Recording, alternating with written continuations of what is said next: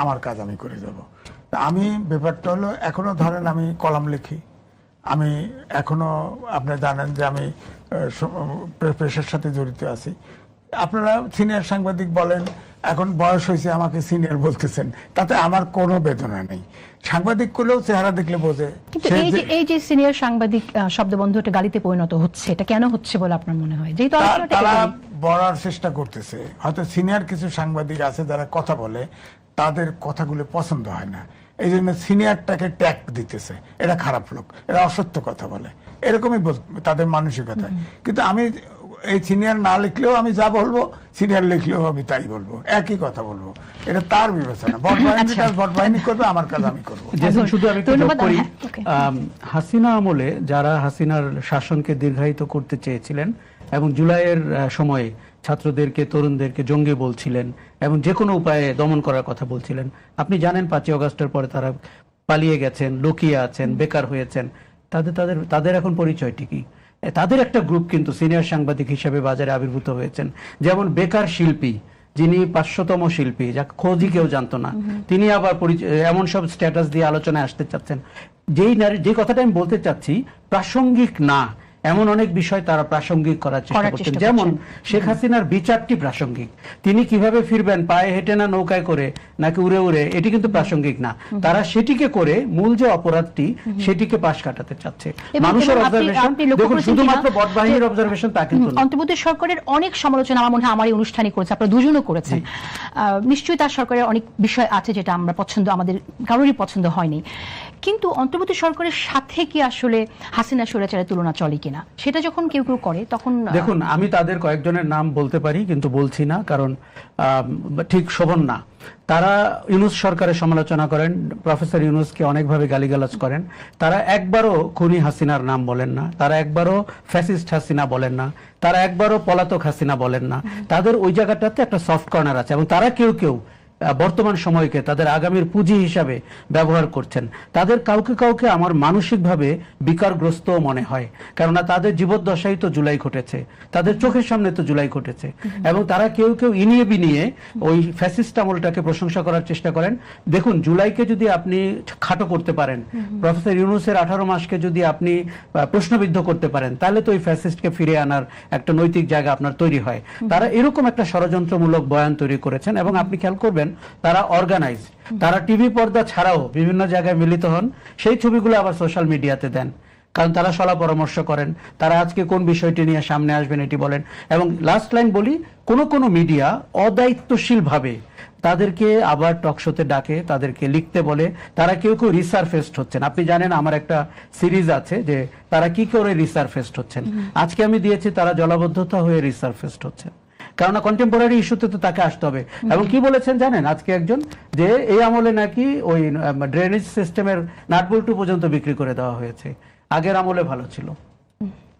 এই অথচ বৃষ্টির পরিমাণটা আপনি জানেন, আপনি জানেন জলাবদ্ধতার কারণ কি, আপনি বলছিলেন যে আমরা সেটা নিয়ে কথাও বলবো। তবে একটা কথা বলাই যায়, রাজনীতিতে যদি যুক্ত থাকে, সরকার পরিচালনায় যুক্ত থাকে, সে ফ্যাসিস্টের চাইতে চোর ভালো আমি মনে করি। কারণ চোরকে ধরা যায়, ফ্যাসিস্টকে ধরতে জীবন যায়, পার্থক্য এখানে। কিন্তু এমএ আজিজ, আমি আপনার কাছে শুনতে চাই, আপনার সঙ্গে আমাদের আজকের এই বিষয়টির কথা বলার কথা না, কিন্তু খুব গুরুত্বপূর্ণ একটা বিষয় চলে এসেছে, যে আশরাফ হোসেন যেটা বলছিলেন, যে বয়ান তৈরির যে প্রচেষ্টা, শেখ হাসিনাকে প্রাসঙ্গিক রাখার যে প্রচেষ্টা, সেটাকে আপনি কিভাবে দেখেন? দেখেন, শেখ হাসিনার ফলোয়ার তো বাংলাদেশে আছে, বড় দল ছিল। এখন এটা কিন্তু আমি বলবো ডক্টর মোহাম্মদ ইউনূস এই পজিশন তৈরি করেছে। সে যদি নেপালের মতো 6 মাসের ভিতরে নির্বাচন দিত, তাহলে রাজনৈতিকভাবে কিন্তু আসলে আওয়ামী লীগের কবর হতো, খুব বেশি হলে 5-10টা সিট পেত, তখন ছিল। কিন্তু এখন যখন 18 মাস পরে নির্বাচন দিছে, তখন এরপরে যখন দেখা গেছে ইউনূসের আচরণ হচ্ছে প্রতিহিংসামূলক আচরণ, আর নিজেও কিন্তু নিজের কেস উল্টো করছে, নানান কিছু করছে, এই কারণে মানুষ তাদের প্রতি একটু সিম্পেথি হয়েছে। কিন্তু তাদের ইউনূস যেটা বয়ান তৈরি করার চেষ্টা করা হচ্ছে, অনেক ব্যারিয়ার আছে, শেখ হাসিনা বাংলাদেশে ফেরত আসতে পারবে না, এক কথা। সুতরাং আপনি এগুলোকে এত গুরুত্ব দিচ্ছেন না? না, আমি গুরুত্ব দিচ্ছি। একটা বড় দল, তারা আসতে চাইছে, আত্মসমর্পণ করতে চাইছে, সব দলে বলে নিয়ে আসবে, ওরা আসবে কেমনে? আসলে তো গ্রেপ্তার হবে, আসলেই তো কোর্টে একমাত্র কোর্টে আশ্রয় নেওয়া ছাড়া তার কোনো রাস্তা নাই। কেমনে আসবে? তাদের পাসপোর্ট নাই, ভিসা নাই, কিছু নাই। তারা তো আসলে তো সরকার, আমাদের সরকারের সাথে নেগোসিয়েট করেই আসতে হবে, ট্রাভেল পাস নিয়ে আসতে হবে। আর অন্যভাবে আসলে তো সে অনুপ্রবেশকারী হবে, সে তো দেশের নাগরিক না অফিসিয়ালি। যারা আওয়ামী লীগের, আপনি দেখেন পুশিন হচ্ছে না পশ্চিমবঙ্গের থেকে, আওয়ামী লীগের যত নেতা সবগুলোর পাসপোর্ট কিন্তু নাই হয়ে গেছে। তো তাদের একটা পুশিন করে না কেন? তাদের একটা পুশিন, তারা তো পুশিন হলেই আমরা খুশি। শেখ হাসিনা আসুক, এটাও আমরা চাই, সরকারও চায়। 3 বার চাইছে না, আসে না তো, দিন তারিখ করে আসতে পারবে। অভ্যুত্থানের শক্তি যাই বলেন, সব আগে যেরকম ছিল 5 তারিখের আগে, ঠিক সেই সিচুয়েশন। না ঠিক আছে, কিন্তু তার যে বক্তব্য সেটা আপনি বলছেন যে সে আসে না কেন, তা আসলে আসতে যে পারবে না, সে আপনার যুক্তিতে আপনি সেটাই বুঝিয়েছেন। কিন্তু কোনো কোনো আলোচনা এমন ভাবে আমি শুনি যে মনে হচ্ছে যে তিনি সিরিয়াসলি মিন করলেন যে তিনি আসবেন এবং আসতে চাইছেন এই দেশে। তার আচ্ছা, তাহলে আপনার কাছে, আপনার সাংবাদিক একটা প্রশ্ন করি। হ্যাঁ প্লিজ। তার আত্মীয় স্বজন, তার কর্মী বাহিনী, নেতা বাহিনী ভারতের প্রায় 1000 আছে, না থাকলেও 800 আছে, 500 আছে।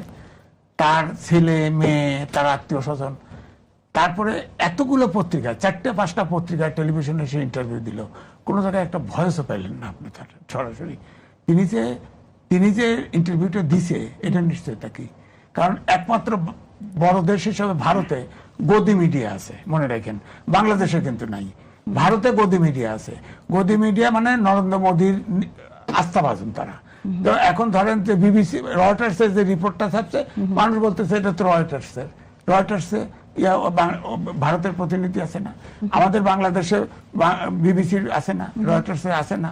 এই যে কেয়ারটেকারের যে প্রেস সেক্রেটারি ছিলেন, তিনি এপির ছিলেন না। তো সুতরাং এটা গদি মিডিয়া তো হতেই পারে, কোনোভাবে হয়তো পার্সেল করে দিছে যাতে এখানে কর্মীরা উজ্জীবিত থাকে বা আমরা একটু আমাদের আলোচনায় আসি। খুবই গুরুত্বপূর্ণ একটা বিষয় যেটা আমি বলেছিলাম যে বন্যায় আক্রান্ত হয়েছে, বৃষ্টির পানিতে যেভাবে জলাবদ্ধতা সৃষ্টি হয়েছে, মানুষ যেভাবে আটকে আছে, লক্ষ লক্ষ মানুষ আটকে আছে। এখানে আপনি জানেন যে সরকার বেশ কিছু উদ্যোগ নিয়েছে, প্রধানমন্ত্রী নিজে তদারকি করছেন। আপনার কাছে কি মনে হয় আশরাফ কায়সার, যে সরকারকে রাইট ট্র্যাকে আছে? কি করণীয় এই মুহূর্তে, কি করণীয়, এবং এরপরে আমরা হয়তো কেন সৃষ্টি হলো সে বিষয়ে কথা বলতে পারি। দেখুন, আমার মনে হয় যে এই যে প্রাকৃতিক দুর্যোগ, এটিকে দুর্যোগ হিসাবে ঘোষণা করা জরুরি। তাহলে আপনি সমন্বিতভাবে কাজটি করতে পারবেন। সবসময় যেটি হয়, একটি রাগঢাক করার চেষ্টা হয় যে কত মৃত্যু হলো, কত জলাবদ্ধতা হলো। আচ্ছা, তার সাথে আমরা শুনতে পাচ্ছি যে এই যে আমাদের উন্নয়নের যে জয়গান, সেই উন্নয়নের জয়গান কিন্তু প্রকৃতি বিরুদ্ধ। আপনি ড্রেন বন্ধ করে দিচ্ছেন, আপনি নদী বন্ধ করে হাউজিং করেছেন, খাল বন্ধ করে দিয়েছেন, বক্স কালভার্ট বলে একটা অদ্ভুত জিনিস ঢাকা শহরে ঢুকেছে। এইগুলো এক জায়গা থেকে আপনাকে ঘুরে দাঁড়াতে হবে। এখন সেটির সময় কিনা আমাদের ভাবতে হবে। আর তৃতীয় হচ্ছে, অনেক ভেস্টেড ইন্টারেস্ট গ্রুপের কারণেও নাকি জলাবদ্ধতা হচ্ছে। যেমন আমি চিটাগংয়ে শুনলাম, যারা ঘের চালান, সেই ঘের ঠেকানোর জন্য সাতক্ষীরা বা চিটাগংয়ে কিছু কিছু সুইচ গেট খোলা হয়নি, যে কারণে পানি আটকে গেছে, ভেতর দিকে চলে এসেছে। এইগুলোর না একটা ট্রান্সপারেন্ট তদন্ত করে আমাদেরকে, দেখুন অতিবৃষ্টি তো হতেই পারে, এর উপরে তো আপনার হাত নাই, আবার বৃষ্টি না হলেও আমরা সমস্যা বলছি। কাজেই এই বৃষ্টির পানি বা জলাবদ্ধতা কোথা দিয়ে যাবে, কিভাবে আমাদের জীবনযাপন ঠিক থাকবে, এটি একটি সমন্বিত, এবং আপনি কিছু বিশেষজ্ঞকে নিবেন। কারণ এই যে বাগাড়ম্বরপূর্ণ মন্ত্রীরা, তারা আসলে এগুলাতে অতটা বোঝে না। আর সরকারের ভেতরে কিন্তু অনেক দক্ষযোগ্য লোক আছে, তাকে কথা বলতে দিতে হবে, এবং সবসময় স্থাবকদের সাথে নিয়ে ঘুরলে হবে না। আমার মনে হয় যে এখন পর্যন্ত যত দ্রুত ঘটনা ঘটেছে, দেখুন আমরা ঢাকা শহর নিয়ে অনেক বেশি এফেক্টেড, কারণ আমরা চোখের সামনে দেখতে পেয়েছি মেট্রো রেলের নিচে পানি, এক্সপ্রেসওয়ের র্যাম্পে পানি, এগুলো হয়েছে। এটি আমরা কিন্তু ফলাফল দেখতে পাচ্ছি, কিন্তু এর কার্যকরণ কিন্তু আমরাই। আমাদের উন্নয়ন, আমাদের ড্রেন ভরা, আমাদের প্রত্যেক জনের ব্যক্তিগত জীবনযাপনও এর জন্য দায়ী। কাজে এটি শুধুমাত্র সরকারকে দায়ী করা, এটি আমার মনে হয় যে দোষারোপের একটা রাজনীতির মতো মনে হবে। কিন্তু প্রশাসনিক ক্ষমতা তো সরকারের, সাধারণ মানুষ তাদের দায়িত্বটা পালন করেছেন কিনা সেই প্রশ্নটা সামনে চলে আসে। তবে আমি যেটি আপনাকে বলতে চাচ্ছি যে 80-র দশকেও কিন্তু এই ধরনের দুর্যোগে ঢাকা বিশ্ববিদ্যালয়ে আপনার দুর্যোগ কেন্দ্র খোলা হতো, জাহাঙ্গীরনগরে খোলা হতো। আমরা এই যে 15 বছরের স্বৈরশাসন আমাদের জীবন থেকে ডিরেক্টলি অনেক কিছু কেড়ে নিয়েছে, যেমন ভোটাধিকার কেড়ে নিয়েছে, কিন্তু আবার ইনডিরেক্টলি অনেক কিছু কেড়ে নিয়েছে। আপনার যে সামাজিক শক্তি, সেটিকে কেড়ে নিয়েছে। সমবেত হওয়ার যে শক্তি, সেটি আমাদের সেই প্রচেষ্টাকেও ফিরিয়ে আনতে হবে। আমার নিশ্চিত মনে আছে, আমি 88 সাল বা পরবর্তী বন্যায় আমি নিজে কাজ করেছিলাম, চাঁদা তুলেছিলাম, লঙ্গরখানা খোলা হয়েছিল, রুটি বানানো হয়েছিল, ত্রাণ পৌঁছানো হয়েছিল। এখন আমরা সবাই সরকারের দিকে তাকিয়ে থাকি, পা গুটিয়ে, হাত গুটিয়ে। আমাদের সেই সামাজিক শক্তি আবার সেটাকে ফিরিয়ে আনতে হবে। খুব গুরুত্বপূর্ণ একটা কথা বলেছেন। এমনি আজিজ, আপনার কাছে কি মনে হয় যে সরকার ইমিডিয়েট কি করণীয়, বা সরকার যে উদ্যোগগুলো নিয়েছে সেখানে আপনার কোনো কিছু অ্যাড করা উচিত বলে মনে করেন? চিটাগাং না, সব শহরের যে এখন যে অবস্থা, যে জায়গায় নিয়ে আসা হচ্ছে, ইমিডিয়েট এটার সমাধান নেই। এটার সমাধান নেই। অনেক জায়গায় ম্যানমেড সমস্যা তৈরি করা হচ্ছে। যেমন ঢাকা শহরে বলেন তো, এই ধরনের সৌভাগ্যবান শহর কোথায় আছে? চারদিকে নদী, চারদিকে নদী। নদীর জন্য বহুত পরিষ্কার করার জন্য বাজেট গেছে, সব পানিতে জলে চলে গেছে। তো আপনি এক ম্যাচে কিন্তু খেলতে পারবে না, এক ম্যাচে খেলতে পারবে না। ধরেন উনি তো 10টা অ্যাডভাইস দিয়েছে বন্যার্তদের পাশে দাঁড়ানো, প্রশাসনকে, তার পার্টির কর্মীদেরকে। কই দেখতেছি, পাচ্ছি না তো, পাচ্ছে না। দেখেন, আমি 1991 সালে ঘূর্ণিঝড় জলোচ্ছ্বাস হয়েছিল, তখন দেখতাম যে ওই জলোচ্ছ্বাসে, তার আগে পরে তো হয়েছে, প্রেস ক্লাবের সামনে, টিএসসির সামনে ছাত্ররা, যুবকরা, ক্লাব, এরা টাকা তুলতো। সেই টাকা অপচয় হয়েছে, কেউ মেরে খাইছে, এরকম কোনো উদাহরণ নাই। আমি তখন কিন্তু ডিভিশন নেতা ছিলাম। ত্রিফলের ভিতরে ট্রাকে সাংবাদিকরা যেটা দিছে, এটাকে ট্রাকে তুলে ত্রিফলের নিচে বৃষ্টির আড়ালে যায়, সেই কক্সবাজার চলে গেছি। ওখানে সাংবাদিকদের ডেকে নিয়ে ওটা ডিস্ট্রিবিউট করে আসছি। এখন কই একটা সাধারণ ক্লাব, একটা তরুণ কেউ নামছে? অর্থাৎ এই দেশের সরকার যে আসে, সে করুক, সে করুক, তার দায়িত্ব, অন্য কারো মানুষ কাজে নিতে চায় না। একটি কথা এখানে বলতেই হয়, সেটা হচ্ছে আপনি যেটা বললেন যে সহযোগিতা, ত্রাণের জন্য সহযোগিতা, এটা সমন্বিতভাবে তোলার জন্য, উত্তোলনের জন্য আমরা কিন্তু অন্তর্বর্তী সরকারের সময় দেখলাম যে ছাত্রদের একটা উদ্যোগ ছিল সেখান থেকে টাকা উত্তোলনের। পরবর্তীতে আনফরচুনেটলি সেই টাকাটা, এবং আমরা কল্পনাও করতে পারিনি যে পরিমাণ সহযোগিতা তখন এসেছিল, তারা পেয়েছে, কিন্তু সেই টাকা নিয়েও কিন্তু আমরা প্রশ্ন দেখেছি। সুতরাং এখন আবার উদ্যোগ নিলে মানুষ কি একইভাবে ঝাঁপিয়ে পড়বে, একইভাবে আসবে? আশাপ কাছে আপনার কাছে কি মনে হয়? দেখুন, খারাপ উদাহরণ তো তৈরি হতেই পারে, তার মানে কি আপনি ভালো কাজ বাদ রাখবেন? এগুলো কিন্তু ভালো, এগুলো কিন্তু অজুহাত। আমি মনে করি যে একটা সমাজের শক্তি হচ্ছে তার রাজনীতির বাইরের মানুষ, সামাজিক সংগঠন, সাংস্কৃতিক সংগঠন, এরা, বা আপনার সাংবাদিকদের ইউনিয়ন, ইঞ্জিনিয়ার, ডাক্তার, পেশাজীবীরা, তারা কি সমাজের নিয়ামক না? তারা কি সমাজের শক্তি ধারক না? তারা কি এই সমাজের মানুষ না? আমরাই তো এফেক্টেড। আমি বলছি যে একটা খারাপ উদাহরণ হতেই পারে।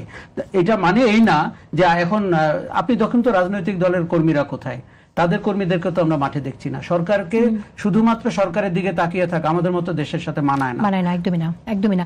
এমনি আজিজ, তাহলে আপনাদেরকে দুজনকে জিজ্ঞেস করছি, আপনারা কোন উদ্যোগ নেবেন কিনা? না, আমরা উদ্যোগ নেওয়া তো এককভাবে কঠিন।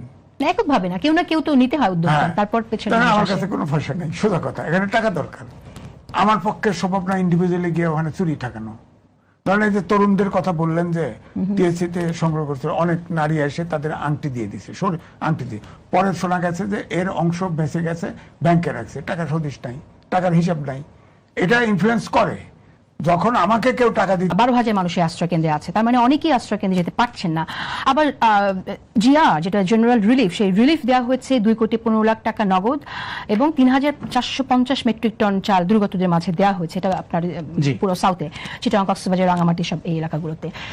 এখন এইটা যে এনাফ না, এখানে যে মানুষের এগিয়ে আসতে হবে, এই বিষয়টা কিন্তু সামাজিক যোগাযোগের মধ্যে কোথাও আলোচনায় নেই। আলোচনা হচ্ছে যে বিরোধী দলীয় নেতা হেঁটে হেঁটে পানিতে গেলেন, সেখানে গেঞ্জি পরে গেলেন, সেটা নিয়ে আলোচনা হচ্ছে। আবার আলোচনা হচ্ছে যে প্রধানমন্ত্রী কেন গেলেন না। এটাই কি আলোচনার বিষয় হওয়া উচিত? আমার মনে হয় একদমই না। দেখুন, এগুলো বেহুদা এবং অহেতুক আলোচনা। আলোচনা হচ্ছে যে আপনি আশ্রয় কেন্দ্রে মানুষগুলোকে আনতে পেরেছেন কিনা, তাদেরকে কতদিন খাবার দিতে পারবেন, তাদেরকে কতদিন আপনি রাখতে পারবেন। এটি আপনাকে একটা জিনিস বলি, বাংলাদেশ দুর্যোগ ব্যবস্থাপনায় বিশ্বে নাম করা রাষ্ট্র। সেই রাষ্ট্র দুর্যোগ নিয়ে হিমশিম খাবে কেন? আপনি ঘূর্ণিঝড় মোকাবেলা করেছেন, আপনি প্রতি বছর বন্যা মোকাবেলা করার জন্য দক্ষ। বাংলাদেশ ডিজাস্টার ম্যানেজমেন্ট এক্সপোর্ট করতে পারে, এরকম ক্যাপাবিলিটি এই দেশের আছে। এনজিওদের কথা আপনি দেখেন, আমাদের এখানে বিশ্বের সবচেয়ে বড় এনজিও আছে, তারা কয়েক ঘন্টার মধ্যে দুর্গত এলাকায় চলে যেতে পারে। আমার মনে হয় আমাদের এই শক্তিগুলোকে সামাজিক যোগাযোগ মাধ্যমে সমস্যা হচ্ছে, ঘরে বসে চায়ের কাপ হাতে নিয়ে পলাতকদের মতো একটি অদায়িত্বশীল মন্তব্য করলাম, এটি আমাদের খুব বেশি গণায় ধরা উচিত না। কাজে আপনাকে আশ্রয় কেন্দ্রে আনতে হবে, খাবার পানির ব্যবস্থা করতে হবে। আপনি এই যে সাংস্কৃতিক সংগঠনগুলো, তারা নাটক, গান, নৃত্য দিয়ে প্রায়শই ফ্যাসিস্টদেরকে সহযোগিতা করে, তাদেরকে দুর্গতদের সহযোগিতা তারা করতে আসুক, হবে, তারা আপনি সামনে বলছেন, আসতে হবে। right. আপনি স্পোর্টস অর্গানাইজেশন, খেলাধুলা, পাড়া মহল্লায় আমাদের সংগঠনগুলো আছে, পেশাজীবীদের সংগঠনগুলো আছে, সাংবাদিক পর্যন্ত। আপনি জিজ্ঞেস করছিলেন আজিজ ভাই আর আমাকে, আমরা যোগ দিতে চাই যে কোনো সময় যে কোনো জায়গায় যে কোনো অ্যামাউন্টের অনুদান সহ। আরেকটা জিনিস আপনাকে আমি বলি, তরুণদের কোন দুর্যোগে কোন ফান্ড থেকে তহবিল তসরুফ হয়েছে এর জন্য আমার পরবর্তী কোনো কার্যক্রম তরুণ বিচ্ছিন্ন হবে এটি ভাবার কোনো কারণ নাই। আমার শেষ সময় পর্যন্ত আমি তরুণদের উপর আস্থা রাখতে চাই। আপনার মনে আছে 24 সালে তরুণদের কারণে শেখ হাসিনাকে পালিয়ে যেতে হলো, দেশের টাকা চুরি করে, মানুষ খুন করে। কই রাজনীতিবিদরা আচ্ছা, তো পাচ্ছিলেন তরুণদের না। রাজনীতি নিয়ে যেহেতু প্রসঙ্গ এসেছে আমি একটু কথা বলবো, কিন্তু তার আগে এম এ আজিজ আপনার মন্তব্য শুনিয়ে আমরা রাজনৈতিক দোষারোপটা অনেক বেশি দেখছি। বিএনপি ব্যর্থ, বিএনপি সরকার ব্যর্থ ইত্যাদি কথা এখনই বিরোধী জোট থেকে বলা শুরু হয়েছে। একজন নেতা, এনসিপির মুখ্য সমন্বয়ক, আমি নামও বলতে পারি আপনাদেরকে, নাসিরউদ্দিন পাটোয়ারি, বোঝার জন্য তিনি বলছেন বিএনপির এমপি মন্ত্রীরা বঙ্গোপসাগরেও পালানোর জায়গা পাবেন না। তো আপনার কাছে কি মনে হয় যে এরকম সময় আসলে মানে এই মন্তব্যকে কিভাবে দেখেন? না, সে তো অনেক দিনের সময় বেঁধে দিচ্ছে না, 7 দিন 5 দিন, এখনো তো সরকার আছে, থাকবে, 5 বছরই থাকবে, আবার নির্বাচন হবে, তাদের কোনো ভাগা নেই। তারা কিন্তু ডেড কেস, যাই বলেন এনসিপি ডেড কেস, এটা নিয়ে আলোচনা করে কোনো দরকার নেই। এরা শেষ হয়ে গেছে, ইউনুস শেষ করে দিচ্ছে তাদের, সবাইকে বলছে উদ্যোক্তা হও, এরা সব এখন এমপি মন্ত্রী হতে চায়। তারা কেউ লেখাপড়া করছে বলেন? এখন ধরেন এই যে 6 জন সামনের সারির নেতা আছে, এই যে হারুনের ভাতের হোটেলে 4 জন আন্দোলনের নেতা ছিল, আর ভাতের হোটেলে আর 2 জনকে খামাখা ধরে নিয়ে তাদের নেতা বানায় দিয়েছে। তার তো ছাত্রলীগের ছিল, তার বাপে আওয়ামী লীগের ছিল, এখন হয়েছে এনসিপি। এটা করলে তো হবে না। তো আমার কথা হচ্ছে, তোমরা পলিটিক্স করছো, করো, সমস্যা নাই, কিন্তু মানুষকে এর উপর তিরস্কার করবা। তুমি কইছিলা বলেন 5 দিন 7 দিন সময় বেঁধে দেয়, বঙ্গোপসাগরে যাওয়ার পালানো যায়। বঙ্গোপসাগরে যাবে কেন? দেশেই তো থাকবে, প্রয়োজনে লন্ডনে যাবে, প্রয়োজনে অমুক দেশে যাবে, বাড়িতে যাবে, আমার পাবনা বাড়িতে যাবে, সমস্যা কি? এগুলো কোনো কথার জন্য কথা। আমি যেটা বলছি, ধরেন এই যে বন্যার বিষয়টা, এটা কম্প্রিহেন্সিভ প্ল্যান নিয়ে একবারে সমাধান না করলে হবে না। কারণ যে এখন ধরেন বৃষ্টি হচ্ছে, চেরাপুঞ্জির থেকে শুরু করে বৃষ্টি হচ্ছে, ঢল, আমরা ডাউনস্ট্রিমের দেশ, এই ঢলটা ওখান থেকে আসতেছে, বৃষ্টিতে এটা অ্যাড হয়ে বিরাট বন্যা হয়ে গেছে। তা আপনি ওইখানে যদি পানি ধরেন